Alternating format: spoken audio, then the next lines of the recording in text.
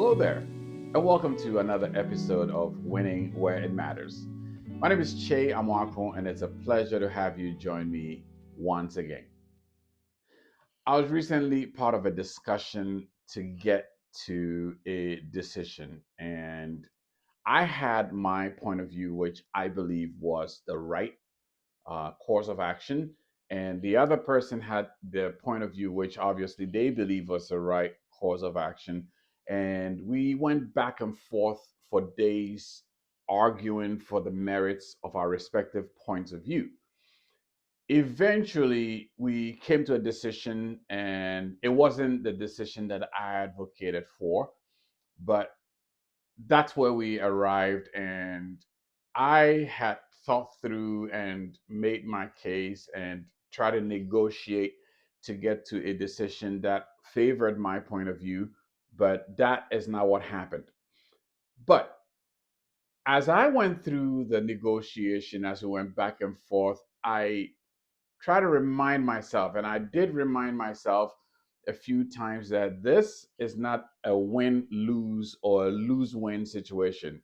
I think ultimately, I felt like we were trying to make the decision in the best interest of both parties, except that we had different ways of wanting to get there.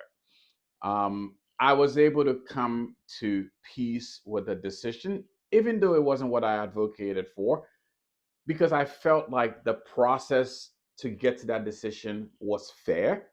I was able to express myself, the other party expressed themselves, and where we got to, I thought was a decision that I could live with. While I obviously advocated for a position that suited my point of view, I was also aware of the fact that I wasn't just negotiating for just that obvious outcome.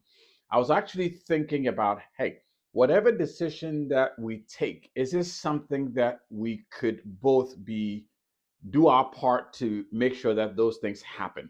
Because I didn't want to take sign up for a decision where ultimately the other party may have been blind to some things that may become eventual responsibilities that may fall on me, that they may realize, they may say, oh, I didn't know that. So in negotiating that direction to go in, I was trying to make sure that the other party was clearly aware. Now, of course, I was also negotiating for convenience because I wanted to do things in a time that suited me, which says to me that anytime you are negotiating with people, it's important to look beneath the obvious issue at stake, because you might be negotiating with somebody about price, but it's not really about the price. It's about perception of value, right? Because they think if they give it to you at a certain price, you may not value it. So they want to keep jacking up the price so that you might think that it's valuable.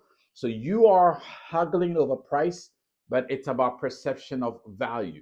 It could be something around maybe punctuality, right? Showing up on time.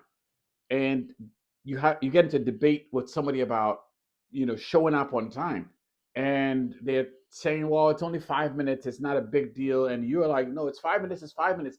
Well, you're haggling and going back and forth debating about how much time is late enough for somebody to feel bad about. But beneath that, the debate may actually be about respect, right? Respect for the other person's time. And in my experience, as I thought about my actions and my motivations and the things that I was debating for that were beneath the obvious issue, I was reminded that one, when we negotiate, um, it helps to go in with a win win attitude, because when you have a win win mindset where it's not like if I win, they lose, or if they win, I lose, you're able to give yourself a few more options to see what else you are not seeing.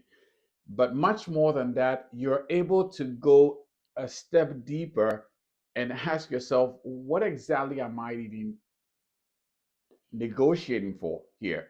And that position, I think, gives you a few more options to become a little more comfortable with the decision that gets get made, ultimately that may not be what you advocated for.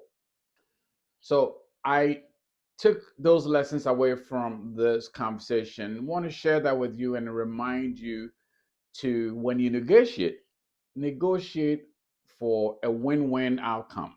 And when you negotiate for a win-win outcome, also look beneath the surface of what the other person is really negotiating for, and beneath the surface for what you are negotiating for. Because maybe when that, what really beneath the surface of what you're negotiating for is addressed or is met, that might make it easier for you to accept a decision that both of you come to, even if it's not what you are advocating for.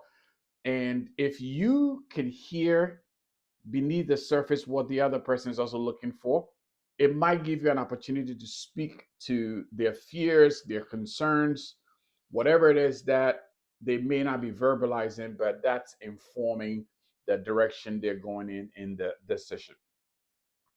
I hope you found this helpful. If there's any way that I could be of help, please don't hesitate to reach out. As always, I believe in you, and I hope you believe in yourself too. I'll see you on the next one.